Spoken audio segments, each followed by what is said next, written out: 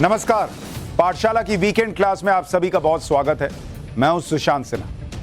पाठशाला का weekend special दरअसल वो क्लास है जिसमें हम वो चैप्टर्स लेकर आते हैं जिसे या तो दर्शकों ने बहुत पसंद किया और कहा कि दोबारा देखना चाहते हैं, या फिर वो इंपॉर्टेंट चैप्टर जो आपसे मिस हो गया और आपको देखना चाहिए। आज की इस वीकेंड क्लास में सबसे पहले हम वो चैप्टर लेकर आए हैं जिसे दर्शकों ने बहुत सराहा, बहुत वायरल हुआ वो सेगमेंट, और कई लोगों ने कहा कि उसे फिर से देखना चाहिए।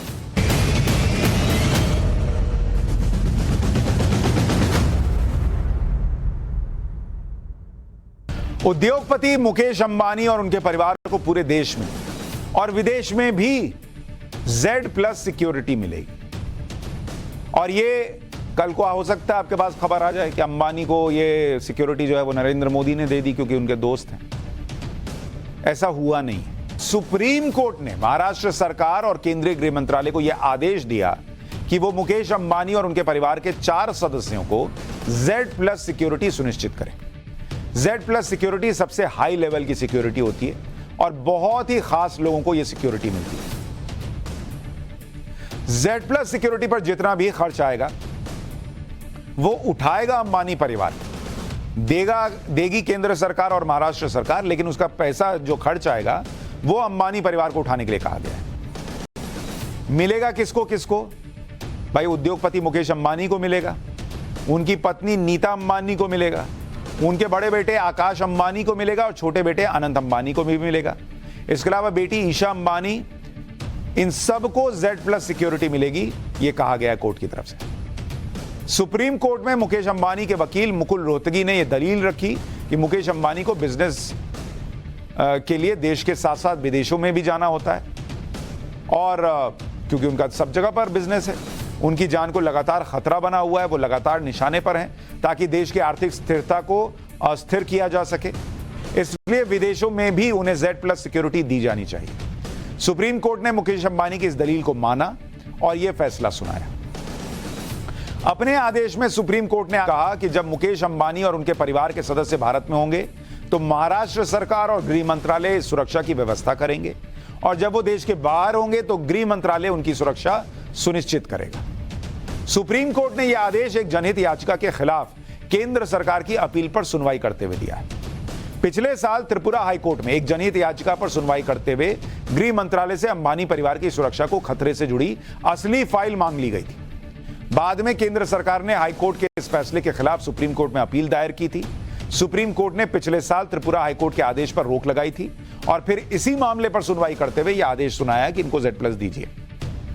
रिलायंस इंडस्ट्रीज के चेयरमैन मुकेश अंबानी की जान को पहले से ही खतरा है। साल 2013 में उन्हें आतंकी संगठन से धमकी मिली थी, जिसके बाद मनमोहन सरकार ने उन्हें Z कैटेगरी की सुरक्षा दी थी। उनकी पत्नी नीता अंबानी को 2016 में केंद्र सरकार ने Y+ कैटेगरी की सिक्योरिटी दी थी। उनके बच्चों को भी महाराष्ट्र सरकार की तरफ से सुरक्षा मिली हुई है।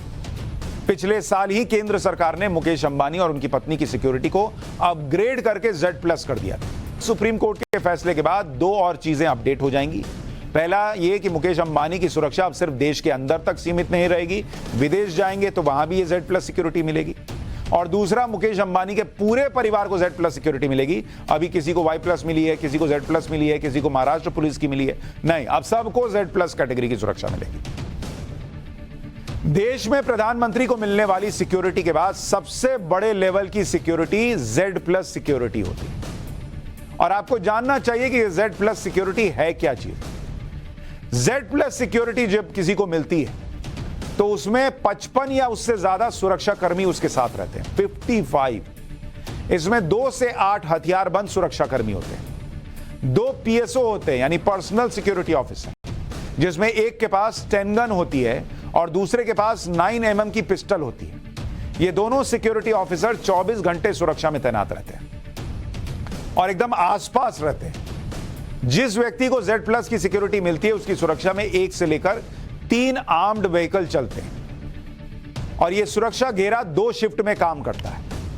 Z+ सिक्योरिटी में जो लोग रहते हैं उनसे अगर कोई मिलने आए तो उन्हें चेक करने के लिए या स्क्रीनिंग करने के लिए 2 सुरक्षाकर्मी दिन के वक्त तैनात रहते हैं और रात के लिए 1 सुरक्षाकर्मी तैनात रहता है। सुरक्षा में तैनात कमांडो या दूसरे सुरक्षा कर्मियों के पास बुलेट प्रूफ जैकेट्स होती हैं।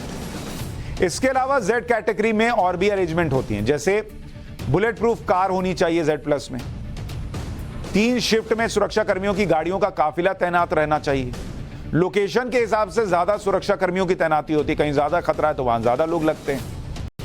वैसे तो जेड प्लस कैटेगरी में कितने जवान या कमांडो रहेंगे ये इस बात पर निर्भर करता है कि जिसे सुरक्षा मिली है उस पर कितना खतरा है, इस हिसाब से संख्या तय होती है। आमतौर पर जेड प्लस सिक्योरिटी में 50 सीआरपीएफ के जवान तैनात होते हैं। अगर खतरा ज्यादा है तो एनएसजी यानी नेशनल सिक्योरिटी गार्ड के कमांडो भी शामिल किए जाते हैं। जिस वीआईपी पर्सनालिटी की सुरक्षा में एनएसजी कमांडो तैनात हो वो बेफिक्र हो जाता है, क्योंकि एनएसजी कमांडो अपने काम में बेस्ट है। एनएसजी कमांडो मार्शल आर्ट, निहत्थे युद्ध के विशेषज्ञ होते हैं। किसी भी हॉस्टेज के हालात में, यानी अगर आपको बंधक वगैरह बना लिया गया तो आतंकी हमला हो गया, तो इस हालात में किसी भी खतरे से निपटने के लिए तैयार रहते हैं और सक्षम होते हैं। एनएसजी कमांडो पूरी दुनिया में सबसे ज्यादा ट्रेंड कमांडो में से एक होते हैं। इनकी ट्रेनिंग इतनी सख्त होती है कि ट्रेनिंग में शामिल 50% जवान ट्रेनिंग पूरी भी नहीं कर पाते। एनएसजी के अलावा देश में वीआईपी पर्सनालिटी को सिक्योरिटी देने का जिम्मा एसपीजी यानी स्पेशल प्रोटेक्शन ग्रुप, आईटीबीपी और सीआरपीएफ के जवान संभालते हैं। जेड प्लस सिक्योरिटी के तामझाम को आपने देख लिया, लेकिन इसका खर्चा भी तो होगा जो अंबानी परिवार को भरना है। तो जेड प्लस सिक्योरिटी अगर आपको चाहिए, जेड प्लस सिक्योरिटी का खर्च कितना बैठता है अब ये भी जान लीजिए। अगर आप जेड कैटेगरी ले रहे हैं, इसको जेड सिक्योरिटी कर दीजिए, इसमें जेड प्लस और जेड दोनों आ जाएगा। तो अगर आप जेड कैटेगरी की सुरक्षा ले रहे हैं तो हर महीने 40 लाख रुपया प्रति महीने का खर्च बैठता है। अब आप कहेंगे इतना पैसा कहां से लाऊंगा? तो बॉस, जब इतना पैसा महीने के देने के लिए है होगा ही नहीं तो आपकी जान को खतरा किस बात का होगा? नहीं होगा, ऐसे भी हो सकता है, लेकिन इतना पैसा देना खर्चा लगता है भाई। और अगर आप जेड प्लस कैटेगरी ले रहे हैं तो इसमें आपका खर्चा बैठता है 50 लाख रुपया महीना पर मंथ। अब आप सोचिए, मुकेश अंबानी को ये 50 लाख रुपया महीना भरना है। अब उनके लिए 50 लाख क्या है, इसे झाड़ेंगे गिर जाएगा। अब आपको लग रहा होगा कि मुकेश अंबानी को जेड प्लस सिक्योरिटी ही क्यों दी गई, जेड या वाई भी तो दी जा सकती थी। दरअसल किस व्यक्ति को किस कैटेगरी की सुरक्षा देनी है, सुरक्षा देनी भी है या नहीं देनी है, यह तय करने की भी एक प्रक्रिया होती है। जैसे राष्ट्रपति, प्रधानमंत्री, राज्यपाल, मुख्यमंत्री, चीफ जस्टिस ऑफ इंडिया, ये कुछ ऐसे पद हैं जिन्हें स्वाभाविक तौर पर तय सुरक्षा मिलती है। केंद्रीय मंत्रियों को भी खतरे की आशंका के मुताबिक सुरक्षा मिलती है। इसके अलावा सरकार कुछ बड़ी हस्तियों को भी सुरक्षा प्रदान करती है जिनकी जान को खतरा होता है या हो सकता है। सरकार से सुरक्षा पाने के लिए कोई व्यक्ति भी सरकार को यह कहते हुए अप्रोच कर सकता है कि उसकी जान को खतरा है, उसे एक्स, वाई या जेड कैटेगरी की सुरक्षा दी जाए। लेकिन ये प्रभावशाली व्यक्ति होते हैं, जैसे कोई क्रिकेटर, कोई अभिनेता, कोई नामी उद्योगपति, जिनके सच में खतरा है ये पता चलना चाहिए।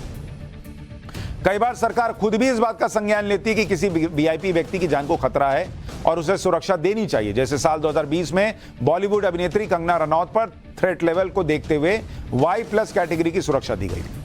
कई राज्य भी अपने स्तर पर वीआईपी सुरक्षा देते हैं। अंडरवर्ल्ड की धमकियों की वजह से मुंबई पुलिस बॉलीवुड हस्तियों को सुरक्षा देती आई। पिछले साल सलमान खान को लॉरेंस बिश्नोई गैंग की तरफ से जान से मारने की धमकी मिली थी, जिसके बाद महाराष्ट्र सरकार ने उन्हें वाई प्लस कैटेगरी की सुरक्षा दी थी। अच्छा, कई बार ये घटती बढ़ती भी रहती है। देश में वीआईपी सुरक्षा के तहत 6 सिक्योरिटी कवर मिलते हैं। एक्स कैटेगरी जो होती है उसमें कुल 2 सिक्योरिटी जवान होते हैं। 24 घंटे 2 पर्सनल सिक्योरिटी ऑफिसर आपके साथ रहेंगे अगर एक्स कैटेगरी है। वाई कैटेगरी की सिक्योरिटी है तो कुल 11 सिक्योरिटी जवान आपके साथ रहेंगे। एक हथियार के साथ रहेगा 24 घंटे और 6 गार्ड घर की सुरक्षा में भी रहेंगे। 24 घंटे हथियारों के साथ 2 पर्सनल सिक्योरिटी ऑफिसर भी तैनात रहेंगे। वाई प्लस की कैटेगरी अगर मिली तो वाई सिक्योरिटी को और इसमें थोड़ा बढ़ा देते हैं। जेड कैटेगरी की सिक्योरिटी है तो उसमें 22 सिक्योरिटी जवान रहेंगे। एसपीजी जो है वो सिर्फ प्रधानमंत्री के लिए होती है, रेयर केस में किसी व्यक्ति को मिलती है।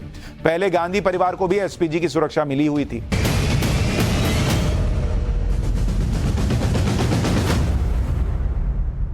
बहुत से लोग ये बात सुनकर हैरान रह जाएंगे कि सुष्मिता सेन को हार्ट अटैक आ गया। भाई हीरोइन सुष्मिता सेन, उनके आप वीडियोस देख लीजिए, जिस तरह से वो फिटनेस में लगातार फिटनेस को लेकर काम करती रही हैं। सबके मन में एक ही सवाल है कि इतनी फिट रहने वाली सुष्मिता सेन को हार्ट अटैक, नियम से वर्कआउट करना, योगा करने वाली सुष्मिता सेन, उनको हार्ट अटैक कैसे आ सकता है? ये चर्चा हो रही है, क्योंकि जो सुष्मिता सेन 47 साल की उम्र में इतनी फिट है, 47 ईयर्स की है, देख के लगता है सुष्मिता सेन 47 ईयर्स की है, डेली रूटीन से वर्कआउट करती हैं, अपनी सेहत के साथ कोई समझौता नहीं करती हैं।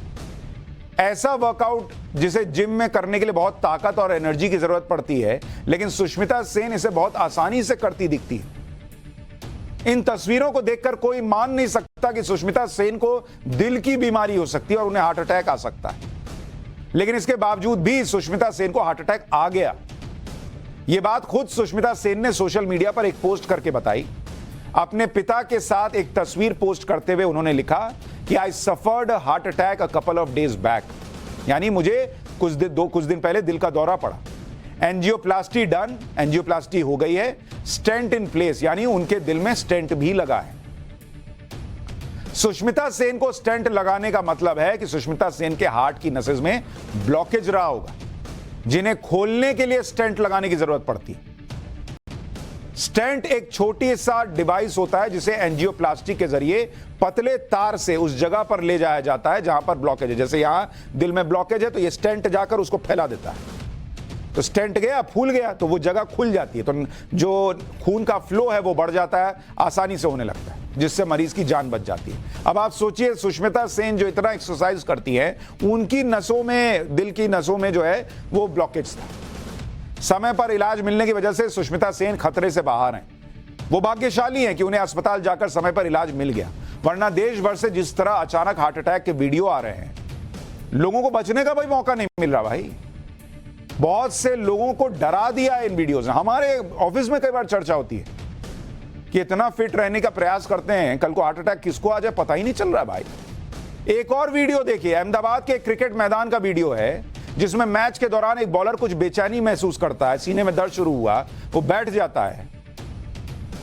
इस बॉलर का नाम जो है वो वसंत राठौड़ है, 34 साल का है, मैच खेलने गया हुआ था, बॉलिंग रोका, वहीं मैदान में बैठा। दूसरे खिलाड़ियों को लगा कि कोई मसल खिंच गई होगी, बाद में अस्पताल ले जाया गया तो डॉक्टर ने कह दिया कि उसकी मौत हो गई है, उसको सीवियर हार्ट अटैक आया था क्रिकेट खेलते खेलते। भाई देखिए किस तरह से बैठ के तड़प रहा है, लोग सोच रहे कुछ हो रहा होगा, कुछ बात होगी, हर कोई हैरान रह गया। अच्छा भला तंदुरुस्त खिलाड़ी हार्ट अटैक से मर गया अचानक। हंसते खेलते कैसे लोगों को हार्ट अटैक आ रहा है, उसका एक और वीडियो आपको दिखाता हूं। हैदराबाद में शादी की एक रस्म के दौरान 40 साल के इस आदमी को अचानक हार्ट अटैक आ गया, वो वहीं गिर गया। शादी हो रही है, किसी को कुछ समझ ही में नहीं आया कि हुआ क्या। ये देखिए, इधर हल्दी लगा रहे थे, हंस रहे थे। भाई देखिए वो हंस रहे हैं, मुस्कुरा रहे हैं। एक बार देखिए, फुल फ्रेम डालिए। घड़ा लो कि पानी जरा सही बैठ, सुबह पेट निकल गया पहले मॉर्निंग का, झुकने नहीं आता। घड़ा लो कि पानी का घड़ा लो।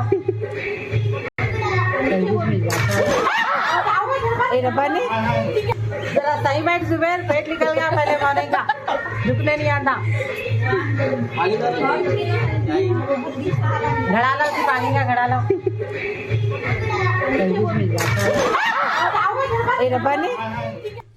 कोई सोच ही नहीं सकता भाई, हंस रहा ये आदमी कुछ सेकंड पहले और गिर गया, मर गया। अस्पताल पहुंचने से पहले इस आदमी की मौत हो गई। इन सभी वीडियो में दो बात सबसे कॉमन है। पहली बात, सभी की उम्र कम है, कोई 24 साल का है, कोई 34 साल का है, कोई 40 साल का है। और दूसरी बात, किसी को भी अस्पताल पहुंचने तक का भी मौका नहीं मिला। ज्यादातर की हार्ट अटैक आने के कुछ ही सेकंड में मौत हो गई। पहले अक्सर ऐसा होता था कि 60 साल से 70 साल की उम्र में हार्ट अटैक के मामले देखे जाते थे, जिसमें ज्यादातर मामलों में नसों में ब्लॉकेज होता था और उम्र के साथ दिल का कमजोर होना एक वजह माना जाता था। लेकिन अब 20 से 40 साल के युवा भी इस बीमारी की चपेट में और उन्हें संभलने का मौका भी नहीं मिल रहा। इसके पीछे की वजह को समझने के लिए आपको पहले हार्ट को समझना होगा, दिल को समझना होगा, और फिर हार्ट अटैक को समझना होगा। मैं आपको जरा समझाता हूं। सुष्मिता सेन को हार्ट अटैक आना आज की डेट में, भाई लोग परेशान हैं। ये आपको जो दिखा रहा हूं, ये स्टेंट कैसे लगता है वो दिखा रहा हूं। हार्ट की नसें खोलने के लिए स्टेंट काम आता है। आपके दिल के जो हैं 2 पार्ट हैं और उसमें 4 चैम्बर्स होते हैं। ये जो आप दिल देख रहे हैं, इसको अगर आप देखेंगे, इसमें जो है ये आप हिस्सा देख रहे हैं, ये आप दिल के 2 पार्ट देख रहे हैं और इसमें 4 चैम्बर होते हैं। दिल में एक तरफ से डीऑक्सीजनेटेड ब्लड यानी कम मात्रा में ऑक्सीजन वाला ब्लड जाता है और दिल में मौजूद वाल्व इसे पंप करता है, जिससे दूसरी तरफ से ऑक्सीजनेटेड यानी ऑक्सीजन से भरपूर ब्लड दूसरी तरफ बाहर निकलता है। यानी अगर आप देखेंगे कि ये जो दिल को आप देख रहे हैं, इसमें एक तरफ से ब्लड गया और दूसरी तरफ से बाहर निकलता है। यह ब्लड छोटी छोटी नसों और धमनियों से ही दिल से होकर गुजरता है। जब इन नसों में ब्लॉकेज होती है तो उसे हटाने के लिए स्टेंट डाला जाता है। कई बार ब्लड में बड़ा क्लॉट होने की वजह से खून की सप्लाई रुक जाती है और अचानक अटैक से मौत हो जाती है। अब आपको हार्ट अटैक और कार्डियक अरेस्ट के बीच का अंतर भी समझाता हूं। इसके लिए आपको 2 तस्वीरें दिखा रहा हूं। अगर इसको आप देखेंगे, अगर आप ये देखिए, ये कार्डियक अरेस्ट में क्या होता है और ये हार्ट अटैक में क्या होता है, ये आज आपको समझना चाहिए। जो लोग अचानक मर जा रहे हैं उनको दरअसल कार्डियक अरेस्ट आता है। जो नसें ब्लड को हार्ट तक पहुंचाती हैं वो ब्लॉक हो जाती हैं, जिससे हार्ट तक ब्लड पहुंचना कम या बंद हो जाता है। उस स्थिति को हार्ट अटैक कहते हैं। अब ये देखिए, जैसे अगर आप ये देखेंगे, ये हार्ट अटैक का आपको बता रहा हूं, ये नॉर्मल आर्टरी है, ये नस देख रहे हैं आप, इसको देखिए और जूम करके दिखाइए। ये देखिए आप नॉर्मल नस है जो खुली हुई है और इस ब्लॉक्ड आर्टरी को देखिए, यहां पर आप देख रहे हैं पीला पीला सा हिस्सा दिख रहा है। ये हिस्सा जो है ये नस को ऐसे दबा दिया, सिकुड़ गया है नस, तो यहां से ब्लड का फ्लो कम हो जाता है। तो इसी में आपको जो ब्लड का फ्लो है वो कम होता है और आपको हार्ट अटैक आता है। ये ब्लॉकेज ज्यादा फैट, कोलेस्ट्रॉल और गलत खानपान की वजह से बनता है। दूसरी तस्वीर कार्डियक अरेस्ट की आपको दिखा रहा हूं। ये कार्डियक अरेस्ट की तस्वीर है। इसमें आप देखेंगे कुछ बिजली बिजली जैसा आपको नजर आ रहा है। अब आप कहेंगे ये क्या है? इसमें हार्ट के अंदर इलेक्ट्रिकल प्रॉब्लम शुरू हो जाती है। हार्ट धड़कने की स्पीड बदल जाती है। कई बार हार्ट धड़कना भी बंद हो जाता है, दिल धड़कना बंद हो जाता है और मरीज की मौत हो जाती है। यानी यहां समस्या कार्डियक अरेस्ट में इलेक्ट्रिकल प्रॉब्लम की होती है। दिल धड़कना अचानक से बंद कर देता है। इसके लिए जरूरी नहीं है कि आपके यहां ब्लॉकेज ही हो। कोरोना के बाद देश और दुनिया भर में हार्ट अटैक के मामले बहुत तेजी से बढ़े। दुनिया भर के एक्सपर्ट्स का मानना है कि इस वायरस की वजह से लोगों का दिल पहले से कमजोर हुआ है। ब्रिटेन की Queen Mary University of London के मुताबिक कोरोना के दौरान अस्पतालों में भर्ती हुए मरीजों में किस तरह ब्लॉकेज की बीमारी बढ़ी है, आपको वो बताता हूं। कोरोना के बाद ये आंकड़े आप सुनेंगे तो हैरान रह जाएंगे। हालांकि अभी भी डायरेक्ट कनेक्शन लोग ढूंढ नहीं पाते, लेकिन कोरोना के बाद कहा जा रहा है कि ऐसा देखने को मिल रहा है। कोरोना के बाद ब्लड की जो क्लॉटिंग होती है, यानी खून का थक्का जम जाना, ऐसे मामले 27 गुना बढ़े हैं कोरोना के बाद। ये डॉक्टर्स को, एक्सपर्ट्स को ऐसा लगता है, एक रिसर्च के मुताबिक बता रहा हूं। हार्ट फेल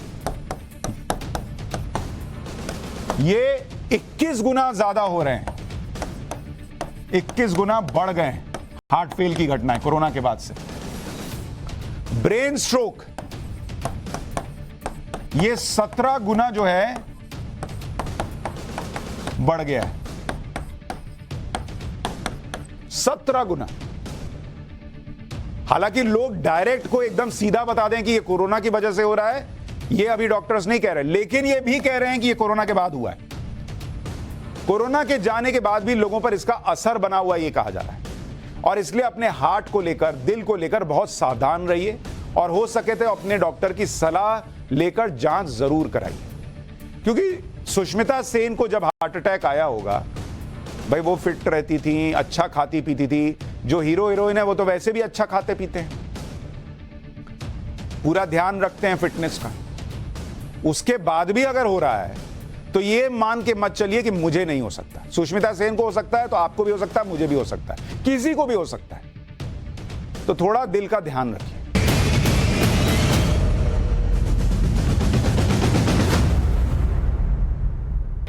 बहुत से लोग अपने वजन और डायबिटीज को कंट्रोल में रखने के लिए चीनी से परहेज करते हैं और उसकी जगह क्या करते हैं, चीनी नहीं खाएंगे तो आर्टिफिशियल शुगर का इस्तेमाल करते हैं।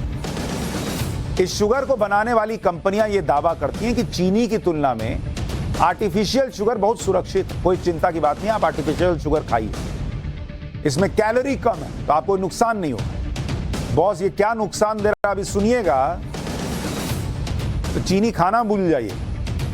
चीनी के विकल्प के तौर पर आर्टिफिशियल शुगर का इस्तेमाल किया जाता है और चीनी की तरह इसमें नुकसान नहीं है, यह बताया जाता है। लोगों ने भी इस बात पर भरोसा कर लिया। चाय कॉफी हर जगह वो आर्टिफिशियल शुगर डाल देते हैं। आजकल जीरो शुगर के नाम पर बाजार में बहुत सी कोल्ड ड्रिंक्स, एनर्जी ड्रिंक्स और मिठाई तक आ गए। लोगों ने यह मान लिया है कि आर्टिफिशियल शुगर सेफ होता है, जी भर के खाओ, वजन तो बढ़ेगा नहीं। लेकिन आपको सावधान करने वाली बात मैं बताता हूं। एक नई स्टडी सामने आई है जिसके मुताबिक आर्टिफिशियल शुगर के बहुत से नुकसान है भाई। इसमें एक आर्टिफिशियल शुगर ऐसा भी है जो हार्ट अटैक तक ला सकता है, स्टडी में दावा किया गया है। दुनिया के सबसे भरोसेमंद मेडिकल जर्नल में से एक है नेचर। इसमें आर्टिफिशियल शुगर को लेकर एक स्टडी प्रकाशित हुई है जिसके मुताबिक आर्टिफिशियल शुगर कई तरह की होती है। इसमें एक नाम है एरिथ्रिटोल शुगर का। यह एक आर्टिफिशियल स्वीटनर है जिसे लैब में तैयार किया जाता है। इसे मक्का या गेहूं के स्टार्च से ग्लूकोज के फर्मेंटेशन के जरिए बनाते हैं जिसमें कई तरह के केमिकल का इस्तेमाल होता है। एरिथ्रिटोल शुगर का लंबे समय तक इस्तेमाल करने से हार्ट अटैक और ब्रेन स्ट्रोक का खतरा बढ़ जाता है। इस स्टडी में यह दावा किया गया। मतलब आर्टिफिशियल चीनी खाइएगा तो जीवन में चीनी कम हो जाएगा और आप आर्टिफिशियल शुगर के इस्तेमाल से ब्लड में मौजूद प्लेटलेट ज्यादा एक्टिव हो जाते हैं जिससे ब्लड गाढ़ा हो जाता है और ब्लड में क्लॉट यानी थक्के बन जाते हैं, दावा किया जा रहा है। ब्लड में क्लॉट बनने की वजह से हार्ट तक खून नहीं पहुंचता जिससे हार्ट अटैक का खतरा बढ़ जाता है। इस रिसर्च को अमेरिका और यूरोप के 4000 लोगों पर किया गया। इसमें कई तरह के केमिकल का इस्तेमाल होता है जो आर्टिफिशियल शुगर को खतरनाक बना देता है। भारत और पूरी दुनिया के लोग इस एरिथ्रिटोल आर्टिफिशियल शुगर का इस्तेमाल कर रहे हैं। यह मत सोचिएगा कि आप नहीं कर रहे हैं। आगे बढ़ने से पहले यह बता देता हूं कि एरिथ्रिटोल शुगर किन किन चीजों में डाला जाता है। जैसे ये जिसकी बात हम कर रहे हैं, एरिथ्रिटोल शुगर, इसको किस किस चीज में डालते हैं अब देखिए। जीरो शुगर वाली गोली में, जीरो शुगर वाली गोली में डलता है। जो चाय कॉफी को मीठा बनाने के लिए आप डालते हैं ना कि भाई इसमें जीरो शुगर है लेकिन मीठा का मजा आएगा। जीरो कैलोरी वाली, जीरो कैलोरी वाली कोल्ड ड्रिंक में भी होता है। भाई साहब ये तो इतना पी रहे हैं लोग, लेकिन अति कीजिएगा तो नुकसान है, लेकिन होता इसमें भी है। मेरे घर में भी होगा फ्रिज में, तो आज सब डस्टबिन में जाए। मैं ही बता दिया। इसके अलावा एनर्जी ड्रिंक्स में होता है। जो आप एनर्जी ड्रिंक्स पीते हैं उसमें भी कई में होता है। अच्छा सब में होता है ऐसा नहीं कह रहा हूं, ये चेक कर लीजिएगा किसमें है या नहीं है, लेकिन ज्यादातर में होता है। चीज में होता है, जो आप चीज खाते हैं उसमें भी कई बार ये होता है। जो आप बियर पीते हैं, जो देख गर्मी में मजा आ जाता है, चील्ड बियर लिखा रहता है ना, यहाँ चील्ड बियर मिलता है, उसमें भी है। सोया सॉस में भी होता है। और किस में होता है भाई? रेड वाइन में भी होता है। लेकिन अति कर दीजिएगा तब खराब कर देगा। ऐसा नहीं कि एक बार दो बार पी रहे हैं तो बस हार्ट अटैक आ गया। सबसे बड़ी बात यह है कि ज्यादातर कंपनियां इसका नाम नहीं लिखती, वो सिर्फ जीरो कैलोरी शुगर लिख देती। ये देखकर आपको लगता है कि इसका कोई नुकसान नहीं है और आप इसका भरोसा कर लेते हैं और इसका इस्तेमाल कर लेते हैं। अब आपको बताता हूं कि ये जीरो शुगर या आर्टिफिशियल शुगर का कॉन्सेप्ट आया कहां से। इसे खास तौर पर डायबिटीज और बढ़ते वजन से परेशान लोगों को ध्यान में रखकर तैयार किया गया। बाद में मार्केटिंग की वजह से ये जरूरत से ज्यादा फैशन बन गया क्योंकि लोगों में ये प्रचार किया गया कि इसका नुकसान नहीं। लेकिन जो सामान्य चीनी होती है और जो आर्टिफिशियल शुगर होता है, इसके बीच का अंतर आपको समझना चाहिए। जैसे अगर आप देखेंगे कि दोनों में फर्क क्या है, आप जो नॉर्मल चीनी खाते हैं, सामान्य चीनी जो हम लोग नहीं खाते थे, शुरू से खाते हैं, वो वाला है, और एक है आर्टिफिशियल शुगर जो आजकल बहुत सारे लोग इस्तेमाल करते हैं, आर्टिफिशियल शुगर। दोनों का फर्क देखिए क्या है। अगर आप मिठास के बारे में बात कीजिए तो इसमें मिठास जो है बहुत ज्यादा नहीं, नॉर्मल रहती, कम रहती है, नॉर्मल रहती है। लेकिन जो आर्टिफिशियल शुगर होता है उसमें 70 से 1000 गुना ज्यादा, 70 से 1000 गुना ज्यादा स्वीटनर मिला होता है। इस्तेमाल देखिए, आर्टिफिशियल का cake, pastry, chocolate, ice cream, chewing gum, toothpaste सब जगह हो जा रहा है। अच्छा, कैलोरी में देखिए, आजकल सब लोग कैलोरी देखते हैं, कैलोरी की कितनी कैलोरी है भाई जरा देख लें। सामान्य चीनी जो है एक चम्मच is equal to 30 calorie, 30 calorie. Artificial के लिए बात किया जाता है कि इसमें 0 कैलोरी होती है एक चम्मच, या एक चम्मच क्या, वो जो आप एक यूज कर रहे हैं। इसका प्रोडक्शन कैसे होता है? जो आप नॉर्मल चीनी खाते हैं वो तो गन्ने से बनता है, ये तो सबको पता है, गन्ने से बना। लेकिन जो आर्टिफिशियल चीनी आप खा रहे हैं उसमें गेहूं, मक्का और इसके अलावा कई और पौधे होते हैं जिनका इस्तेमाल किया जाता है। केमिकल, किसमें कितना केमिकल है? सामान्य चीनी में कितना केमिकल होता है भाई? बहुत नाम मात्र का, कम केमिकल होता है इसमें। लेकिन जो आर्टिफिशियल शुगर आप यूज करते हैं उसमें ज्यादा केमिकल होता है, वो बिना केमिकल के बनेगा ही नहीं। इसी वजह से इसे सिंथेटिक शुगर भी कहा जाता है। लेकिन कंपनियां सिंथेटिक शब्द का इस्तेमाल नहीं करती, वो इसे जीरो शुगर या आर्टिफिशियल स्वीटनर कहती है, ताकि लोगों को इसके नुकसान के बारे में ज्यादा चिंता ना हो कि अरे भाई ये तो केमिकल खा रहे हैं। लेकिन ये भी आपको बता दूं कि ऐसा नहीं है कि आप ये आर्टिफिशियल शुगर ले रहे हैं और एक दिन में, 4 दिन में जो है सीधा हार्ट अटैक या ब्रेन स्ट्रोक। वो स्टडी में दावा किया गया है कि ऐसा हो सकता है अगर आप ज्यादा यूज कर रहे हैं। तो ये भी ध्यान रखिए, और हर बार हर कोई ये यूज कर रहा हो ये भी जरूरी नहीं, तो जरा एक बार चेक कर लीजिए कौन क्या यूज कर रहा है।